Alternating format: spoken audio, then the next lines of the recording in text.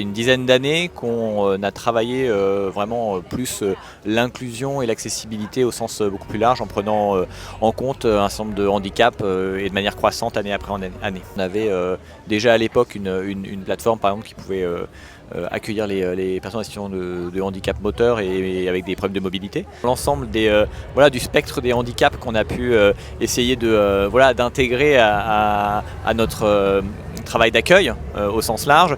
Le handicap mental et psychique était un handicap qu'on n'avait pas encore pris en compte.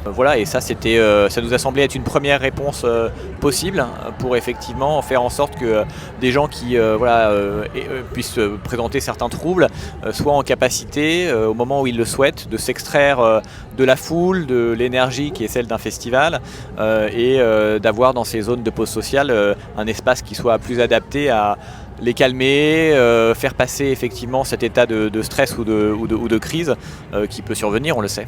Le principe de la pause sociale dans le mini-rock, on a voulu reproduire un petit peu comme une cabane, une tente sensorielle. L'idée c'est vraiment de se mettre dans une bulle un petit peu, donc du coup généralement ça va être des environnements qui vont être plutôt sombres et dans lesquels effectivement on va avoir différentes stimulations, bien sûr des casques anti-bruit pour se couper du bruit, des animaux lestés par exemple ou des plaids lestés, lourds qu'on peut mettre sur son ventre, ça donne une sensation un petit peu de câlin, de réconfort.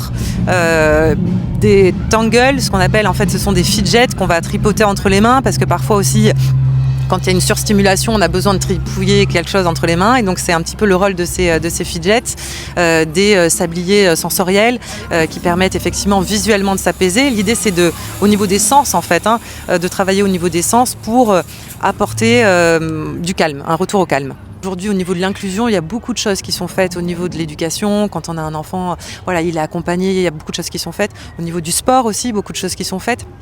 Mais finalement, au niveau du plaisir et donc de la culture, la musique, c'est du plaisir.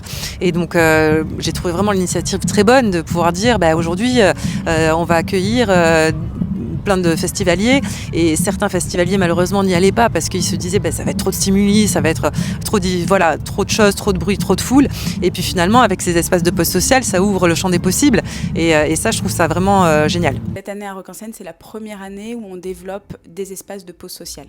Alors nous honnêtement c'est une fierté évidemment mais on pense surtout on pense au public donc on met des choses en place et après on attend le retour de notre public parce qu'on veut savoir si ça se passe bien.